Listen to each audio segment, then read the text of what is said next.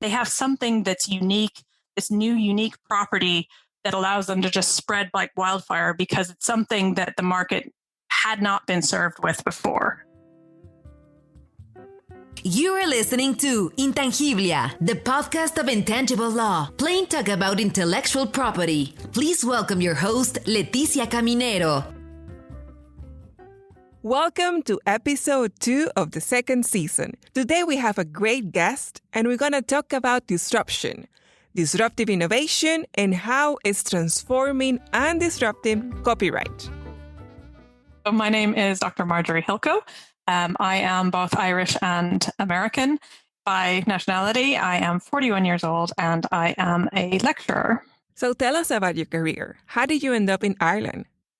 Yeah, so my trip to Dublin was actually not exactly what I expected it to be, or certainly it didn't intend to become the home that it is. I came for 2 weeks on a course while I was in college, and I loved it here. So I came back for a year abroad and then loved it so much that when I finished college, I came back and stayed as long as I could, basically. And then I did not originally go to college for law.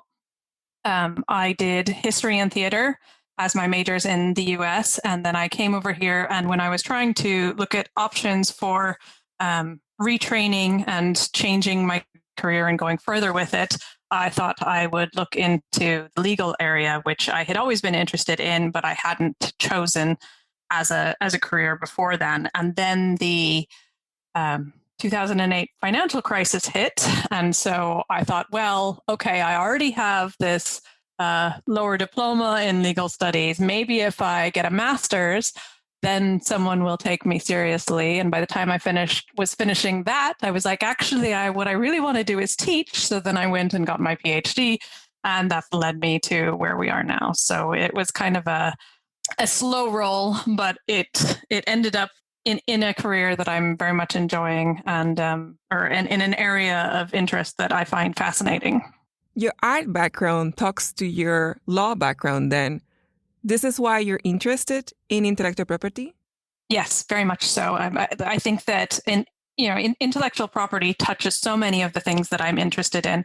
The theater, there are various aspects of theater that can fall under intellectual property is certainly something that I was always interested in. But I also really have a love of the arts. And when it comes to the law, there's nothing that quite ties into it as much as intellectual property. However, I also do have a very big love of tech. I'm an internet baby. I love being able to, build my own computers and playing with what I want, how I want my tech to work. And so that actually also influenced where I went. So my master's is in an intellectual property and information technology law. And then I continue to combine the two of them when I did my PhD.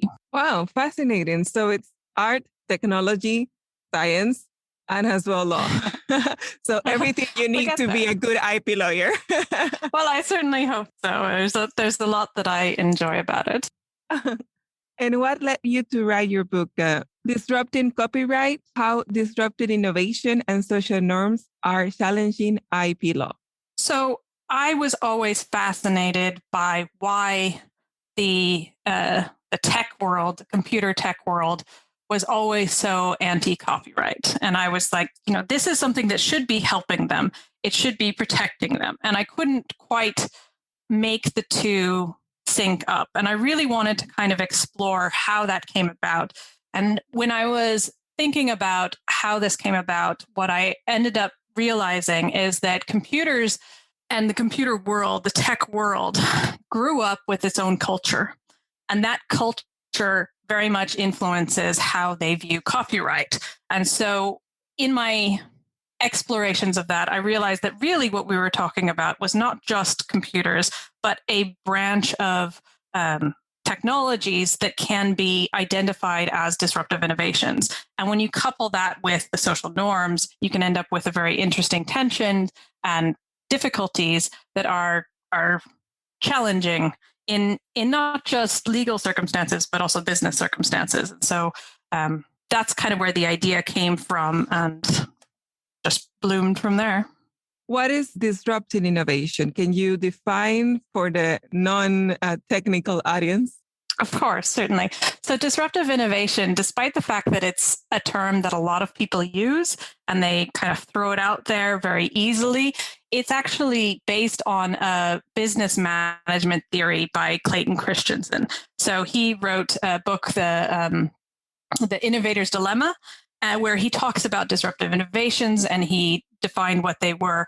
I took that and the legal literature or the extra literature discussing it and defined it into a disruptive innovation is something where you're going to significantly see a change in the performance parameters of a technology. So a good example would be like a cell phone.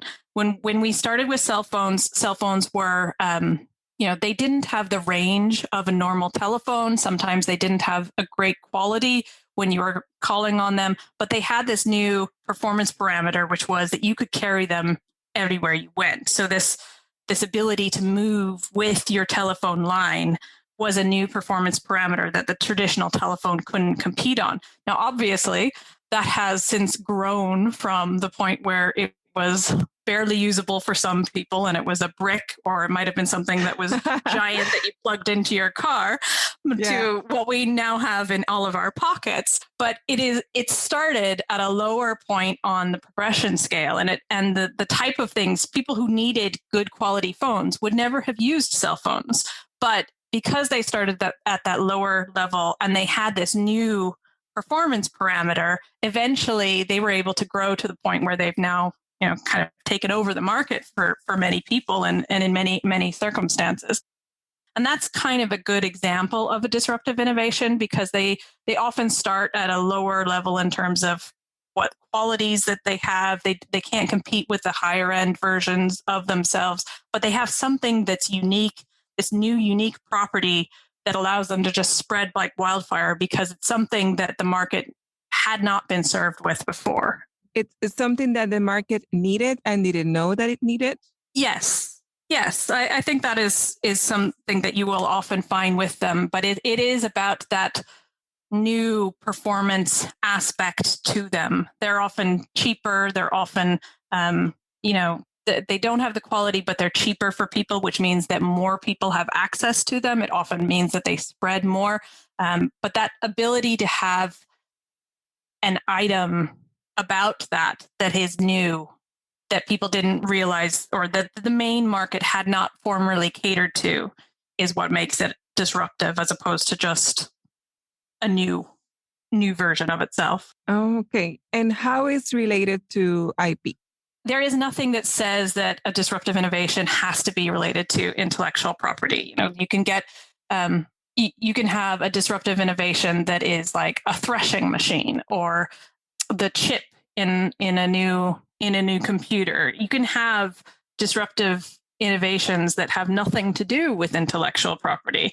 But it is a type of innovation, and those innovations that are disruptive, that do relate to intellectual property, are, from my research, are going to pose a greater challenge to what we currently have in IP because of the aspects and properties that they have to them. Yeah, because in your book, you walk us through how this disruptive innovation have changed and shaped IP laws along the way. Well, what I wanted to do with it is, one of the things that you saw in the legal literature was that people would say, oh, this is a disruptive innovation, but let's just talk about let's not talk about the fact that it's disruptive. Let's just talk about any legal cases that might have been about it. And so they never really looked at the fact that these were disruptive. And what I did was as a class, I looked at a couple of different disruptive innovations and said, okay, well, these came in. What happened to the law when those came about? Did we have to change the law? And in a number of instances, yes, they had to actually react to these because they became very popular. And then they had to change the law because of these disruptive innovations that came about. So as I said originally, my background is in history as well. And I took this historical approach because if we could see what happened before, then we can learn what we're going to go into as we go along in the future. And so that I was trying to learn lessons from the disruptive innovations that had come along before and see how they were going to see what we might learn so that we can see into the future where we should go with them and work out a better plan. The best way to understand what's coming forward, because as they say, there's nothing new. Yeah. There's always familiarities in the new experiences or the advances that we have as humanity. So we can say from the moment that the printing was invented, everything that came after, it's a new way to mass produce or to provide information or content in different ways, but it serves the same purposes, that now the range is higher and it's easier to attain this kind of content. I feel like it's particularly relevant nowadays with especially copyright, where, you know, a lot of what we thought of with copyright, that idea of control, who can control it, more and more what you're seeing with a number of the disruptive innovations that are coming into in that we're using on a daily basis, like the internet as a global phenomenon. That is something that is challenging this idea of control. How can you control something? So it is actively pushing against some of the basic tenets of copyright. And we're finding our ability to enforce copyright problematic with this spread of a technology that now allows you to create copies very easily. And that is something that I found significantly happened with a number of different disruptive innovations, was that they would be able to create cheap ways for new people to create copies, which is going to challenge any basis of copyright in terms of control that we have. But can you say that we are using analog methods to answer a digital question? I think that's probably a correct statement. I don't know that is exactly what is happening now, but certainly I think we have to consider the fact that you now have devices in everybody's pocket that is capable of creating copies. How do you have control as an aspect of copyright that you're going to legally enforce when that is something that now everybody is capable of? You know, when we first thought about copyright, certainly when I was growing up, when we didn't have the internet, it would have been very difficult for me to create copies of a book, a photo, an image. These are things that before this disruptive innovation came about, it was very difficult. The bar, the threshold of what you had to do to create a copy was very high, which meant that very few amount of people were going to create those copies. Now, every time I save an email, every time I, flick through Instagram and you can take a screenshot, there are so many ways that have zero effort to create a copy. If we are going to continue to have copyright based around this idea of controlling who makes copies, we're going to continue to have difficulties in enforcing those copyrights, because we're trying to enforce things that are happening in people's home there's no easy way for us to control the actions that are happening in private in someone's home. And that is what these disruptive innovations are starting to do more and more. I mean, if you don't want to think about it in terms of the internet, you can just take a step back and think about photocopiers, which I used as an example in the book. We had the photocopier, which originally were big, clunky things. They were only in businesses. So again, it was quite difficult to get a copy of something. But now they are things that, a lot of people have printer scanner copiers in their homes. At what point in time do we decide that control is something that we're not going to have? We're not going to be able to make a control something that we are going to enforce? Or are we going to actually try and reach into people's homes and prevent what they're doing, what technology has enabled to do? We have questions there, I think, that we need to look at. And going back to the example of the photocopies, the photocopy was, when it came out, it could have been regarded as disruptive innovation. Mm-hmm. Yes. Did it change IP as well after it was developed? Well, actually, you'll see a lot of the big laws, the 1976 Copyright Act and the 1988 CDPA in the UK, both of them at least were somewhat prompted by the photocopier as it came in. However, one of the things about photocopying itself was that it was kind of tapping into this idea of creating copies that had existed before in lesser able technologies. We don't really talk about mimeographs or ditto machines anymore, but there were other machines, technology, whatever you want to call it, that were capable of making copies, but they weren't great and they weren't easily used and they weren't in everybody's home or business because they were too expensive. They were expensive in both cost and in teaching manpower, teaching the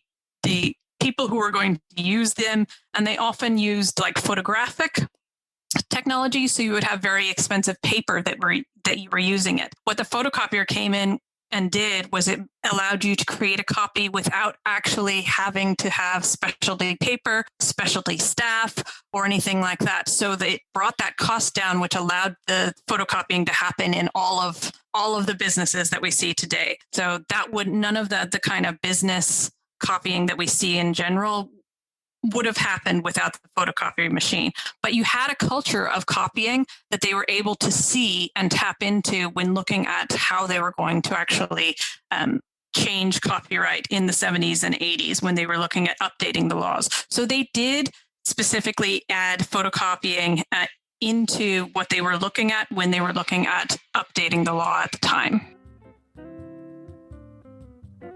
Intangiblia, the podcast of intangible law, plain talk about intellectual property. And what about radio? Let's go further back. Okay.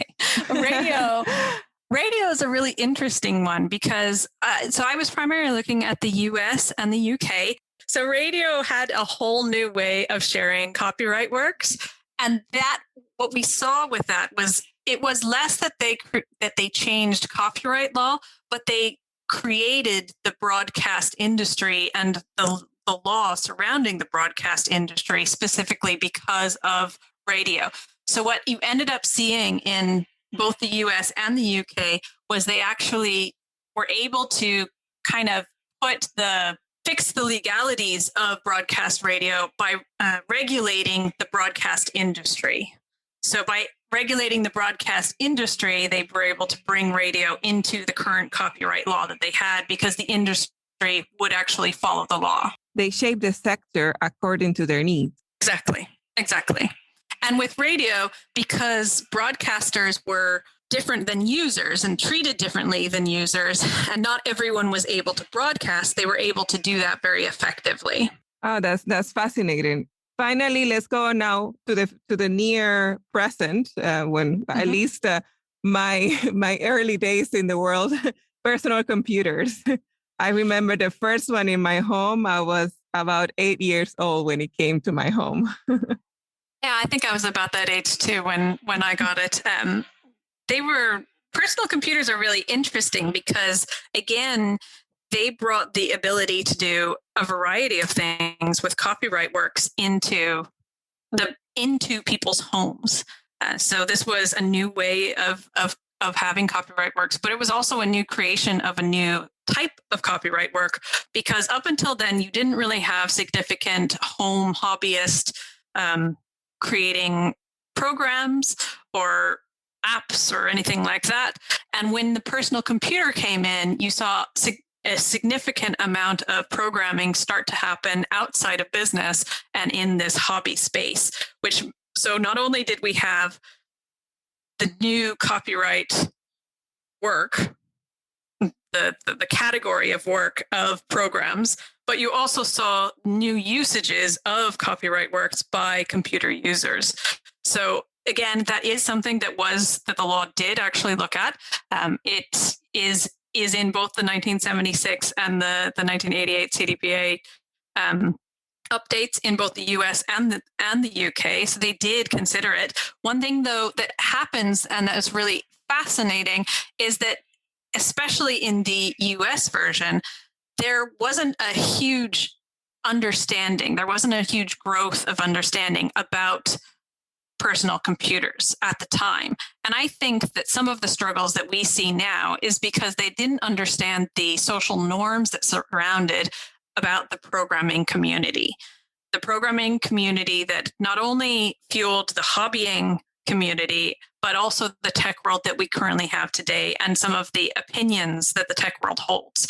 And so that lack of understanding by legislators who listened to the influences that they did when they were creating this, the copyright that surrounds computers and computer programs, has led to this divide that we see between the tech world and the copyright world today. So the way they managed that disruption back then has impacted what the culture that we have today against copyright and IP.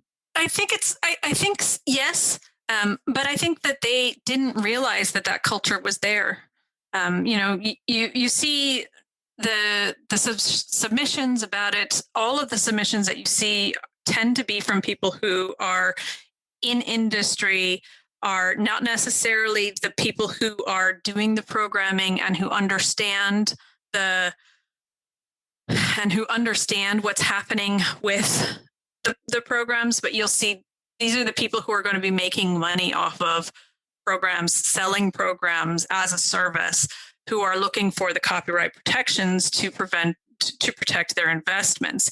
Whereas the people on the ground who are using the code, who are creating new programs, who are sharing those programs, sharing programs was incredibly important in the early hobby space. And it is also partially what led to a lot of the different program languages that we have today. That side of it, that sharing community, was not something that you see in any kind of submission to the legislators. And because they kind of ignored that culture was there, they put in place laws that directly conflict with that culture. And so even though the laws are there, that culture was still there too. And those two have continued to butt heads since the early days of the personal computer. What about the future? We have a lot of talk about AIs, artificial intelligence, and how they're going to completely change intellectual property, copyright, the way they are now. We have AIs with the capabilities of creating either another AI, or they can create copyrightable content like a painting or music. So what do you think the future holds on copyright law on that area?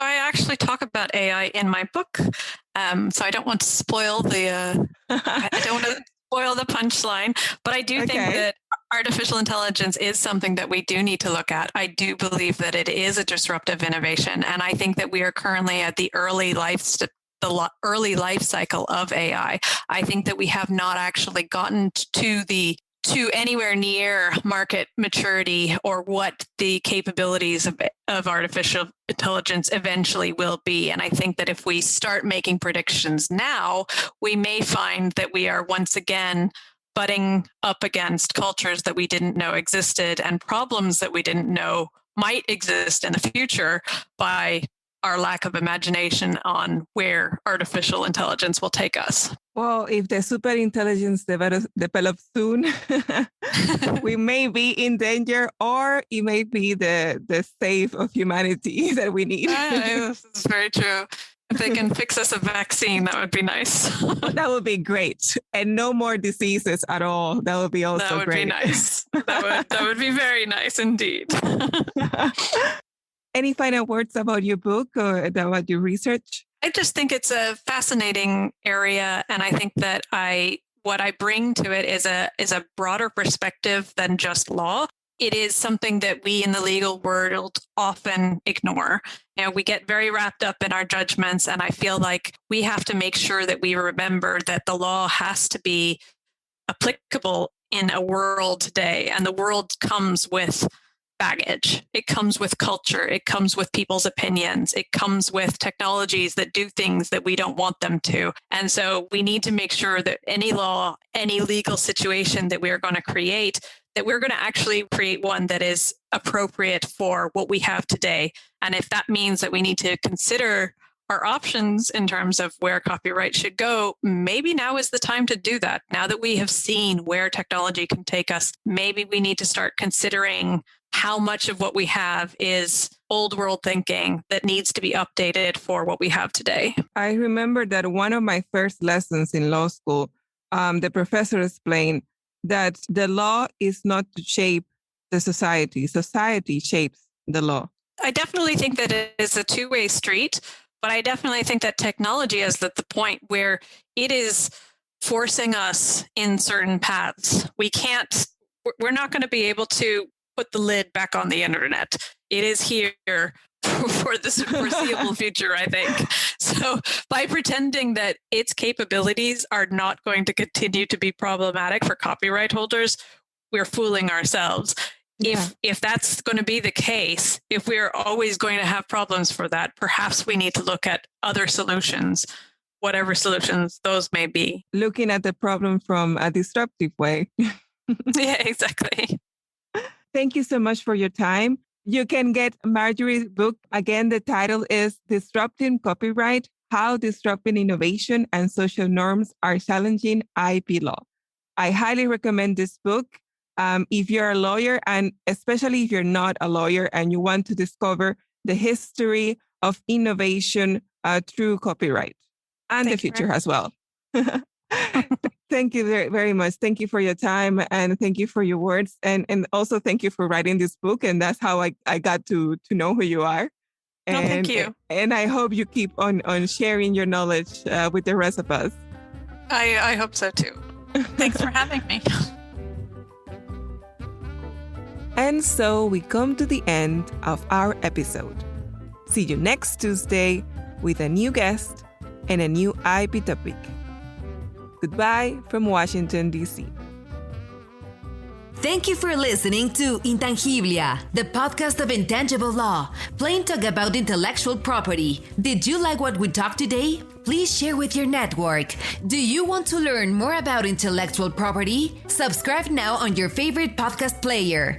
Follow us on Instagram, Facebook, LinkedIn, and Twitter. Visit our website www.intangiblia.com. Copyright Leticia Caminero 2020. All rights reserved. This podcast is provided for information purposes only and should not be considered as legal advice or legal opinion.